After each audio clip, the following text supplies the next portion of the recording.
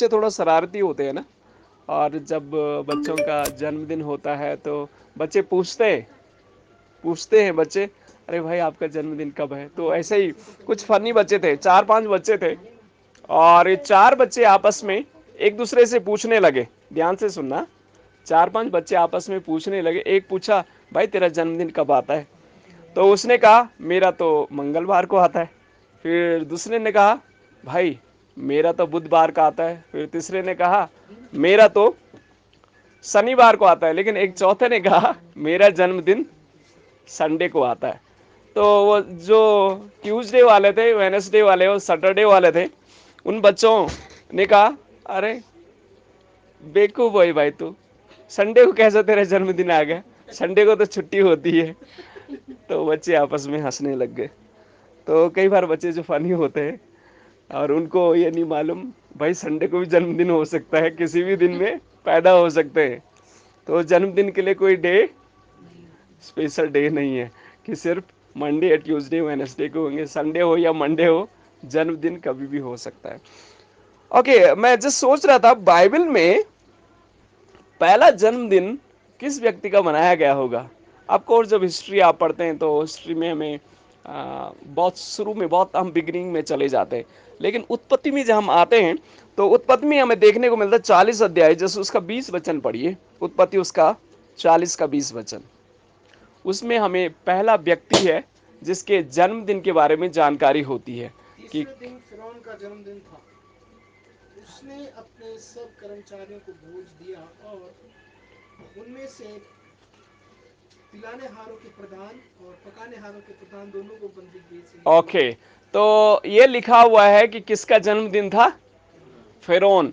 फेरोन उस समय का एक राजा हुआ करता था। फेरोन कोई नाम नहीं था, एक्चुअली टाइटल था, किंग के लिए एक टाइटल था।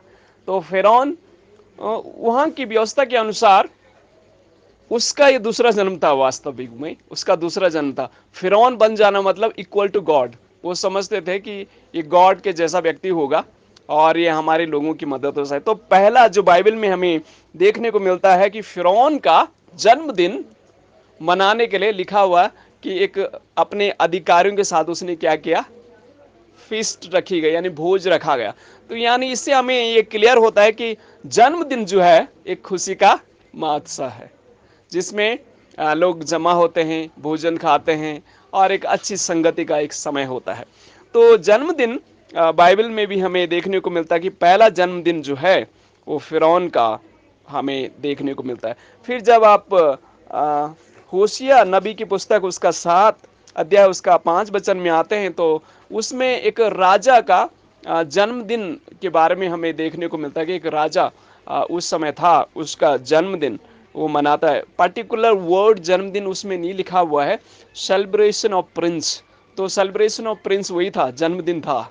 तो एक कुछ बाइबल में इस प्रकार से वर्ड लिखा गया है।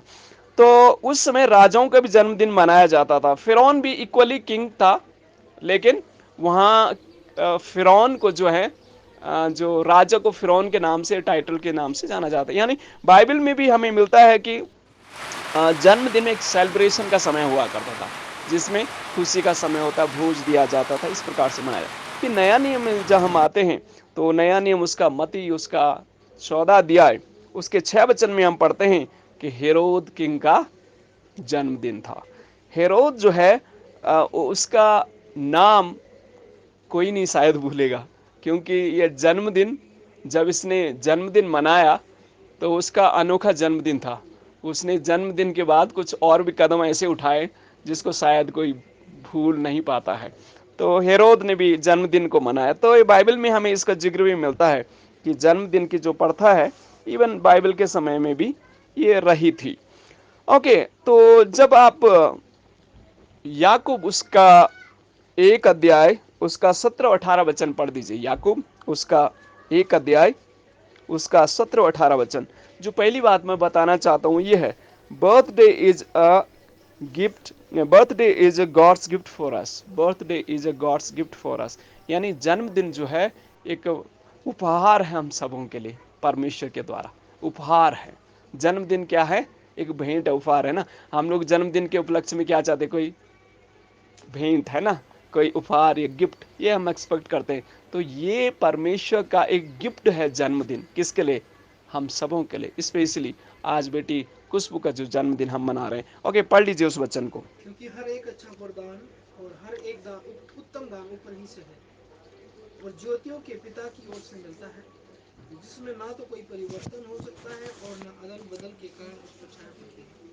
उसने अपनी ही इच्छा से हमें सत्य के वचन के द्वारा उत्पन्न किया, हाँ, सत्य के वचन के द्वारा हमें उत्पन्न किया। ओके, आगे। ताकि हम उसकी सृष्टि की हुई वस्तुओं में से एक प्रकार के प्रथम फल हो। आमीन। आमीन। आप और मैं परमेश्वर के द्वारा एक पहला उपहार हैं। यानी हमारा जो जन्म है परमेश्वर के वचन के द्वारा हुआ, या परमेश्वर के द्वारा स्वयं हमारा जन्म हुआ है, और परमेश्वर ने एक उपहार के रूप में हमको इस दुनिया में भेजा है। तो जन्मदिन जो है एक परमेश्वर का उपहार है हम सबके लिए। आज अगर हम हैं तो ये उपहार किसका है? परमेश्वर का है। परमेश्वर का गिफ्ट है हमारा जीवन। और इस जीवन, जो जीवन परमेश्वर ने हमें दिया है, इस जीवन में परमेश्वर का धन्यवाद करें। परमेश्वर का धन्यवाद करें, क्योंकि ये जीवन किसने दिया है? परमेश्वर ने दिया। इसलिए हम जन्मदिन सेलिब्रेट करते हैं, ताकि परमेश्वर के उस भलाई को याद कर सके। प्रभु, तूने मुझे इस दुनिया में भेजा है, और प्रभु तूने मुझे संभाला है। प्रभु तेरा धन्यवाद।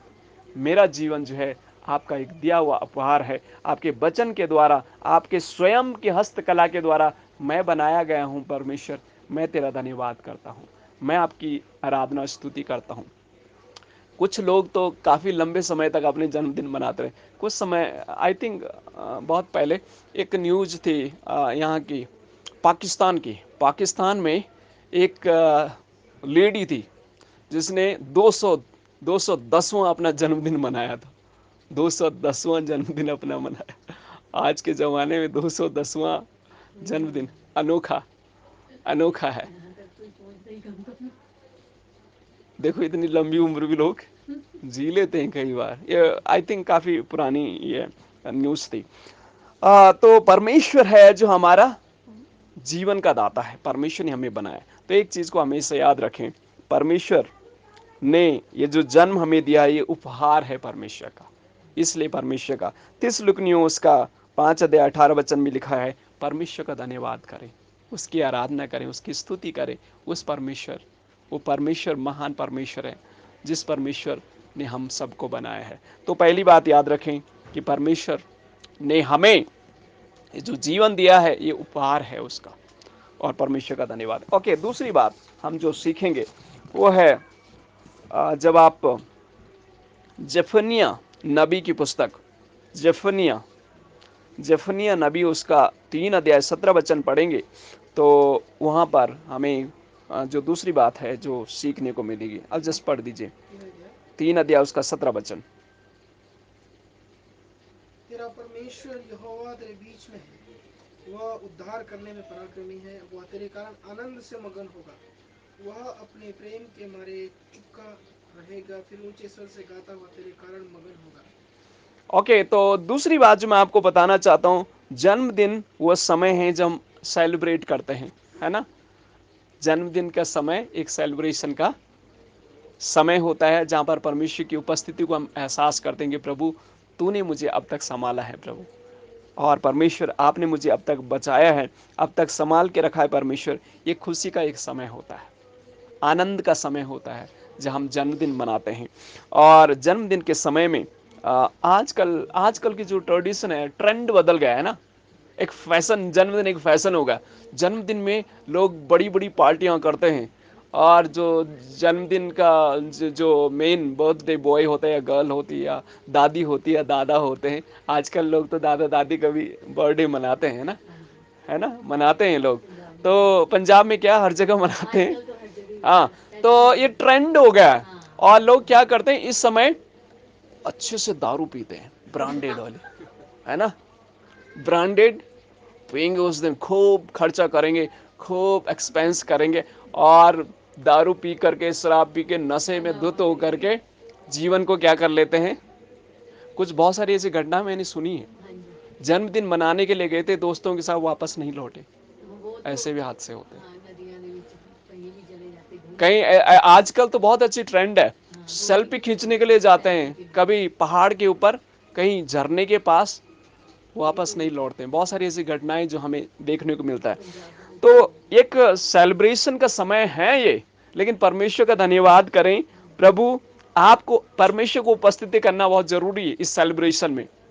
इस सेलिब्रेशन में, इस आनंद में, इस जन्मदिन के उत्सव में परमेश्वर को आमंत्रित करें। जहां परमेश्वर होगा वहां शराब नहीं हो सकती, है ना, वहां गलत चीजें नहीं हो सकती है। शराब से, नशे से, बुरी बुरी बातों से, बुरी बुरी बातों से, बुरी बुरी बातों से क्या करना है, हमें बचना है। आजकल ये सारी चीजें जो घट रही हैं उनसे हमें बचना है, गलत आदतों से, नशे की आदतों से, और बहुत सारी, आप इसकी लिस्ट बहुत लंबी चौड़ी आप कर सकते हैं। आजकल क्या क्या हमारे समाज में हो रहा है, और हमारी सोसाइटी में, हमारे परिवारों में आसपास क्या हो रहा है, ये सब चीज़ों से हमें बचने की आवश्यकता है। परमेश्वर को आमंत्रित करें अपने सेलिब्रेशन में, और जब हम परमेश्वर को आमंत्रित करते हैं तो परमेश्वर हमें और आशीष देता है। मैं जस्ट पढ़ रहा था, एक व्यक्ति नशे में बिल्कुल धुत था, है ना, बहुत नशा पी करके हॉस्पिटल में था, और हॉस्पिटल में बहुत उसकी हालत थोड़ा बहुत ही गंभीर थी। तो किसी ने उसे पूछा, भाई ऐसी तेरी हालात कैसी हो गई? तो उसने बोला, भाई मैं तो ब्रांडेड पीता था, ब्रांडेड पीता था, लेकिन मेरा जो लीवर है ना, ये नकली है, ये अफेक्टेड हो गया उससे। पीता तो मैं ब्रांडेड था, लेकिन मेरे लीवर लीवर ही स्ट्रांग नहीं था, या नकली था, जो डैमेज हो गया। मैं तो पीता ब्रांडेड ही था, मैं कभी ऐसी नहीं पिया मैंने।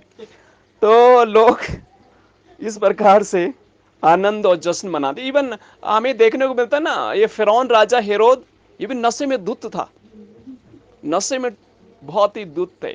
भूल गए कि क्या, बेटी ने कहा, बाप ने जब वो डांस देखा, बहुत ही अच्छा डांस बेटी ने परफॉर्म किया, हेरोद ने कहा, बेटी तुझे क्या चाहिए? बेटी ने, बस माँ ने उसे कहा था कि बेटी वही करना जो मैं कहूँगी। और बड़ा बड़ा दुख का समय है कि एक परमेश्वर के प्रियदास के सर कलम वहाँ पर हुए। एक्चुअली इन सेलिब्रेशन के टाइम में हमेशा ही उल्टा हुआ है। जब आप इसके बारे में भी आगे पढ़ते, फेरोन के टाइम में भी, फेरोन ने भी क्या किया, वो एक पिलन हारा और पगन, हाँ हाँ, जो कप बियरर था उसको तो बचा दिया, एक दूसरे का सर कलम वहाँ पर करवा दिया। तो एक ये चीज़ें आज भी ट्रेंड फैलता जा रहा है। क्यों ना हम इन चीज़ों को रोकें। जहाँ परमेश्वर की उपस्थिति होगी वहाँ आनंद की भरपूरी है। वहाँ इस प्रकार का आनंद नहीं होगा जो हम बाहर से अच्छा शराब पीने से आनंदित लोग हो जाते हैं, अच्छे कपड़े पहनने से आनंदित हो जाते हैं, अच्छे गिफ्ट प्राप्त करने से आनंदित, वो पल भर का आनंद है। लेकिन वो आनंद, वो सेलिब्रेशन, जब परमेश्वर की उपस्थिति आपके जीवन में आ जाती, आपके परिवार में, उस आनंद का कभी अंत नहीं होता है। शायद अच्छे अच्छे गिफ्ट नहीं मिलेंगे, है ना, शायद अच्छे अच्छे गिफ्ट ना मिले, लेकिन परमेश्वर का आनंद जीवन में होता है। तो परमेश्वर को आमंत्रित करें सेलिब्रेशन के टाइम में, बर्थडे सेलिब्रेशन में परमेश्वर को आमंत्रित करें और कहें, प्रभु धन्यवाद करते हैं आपका, आपकी आराधना करते हैं, आपकी स्तुति करते हैं, क्योंकि आपने मुझे बनाया है और आप मेरे सृजनहार हैं। परमेश्वर, मैं तेरा धन्यवाद करता हूँ प्रभु जी, क्योंकि आपने मुझे बचाया है, आपने मुझे संभाला है, आपने अब तक मुझे सुरक्षित रखा है। परमेश्वर का धन्यवाद करें। और आगे मैं जस्ट बढ़ना चाहता हूँ। जब आप यर्मिया उसका 29 अध्याय उसका 11 वचन पढ़ेंगे, तो वहां पर हमें तीसरी बात सीखने को, समझने को मिलती है। यर्मिया उसका 29 का 11 वचन।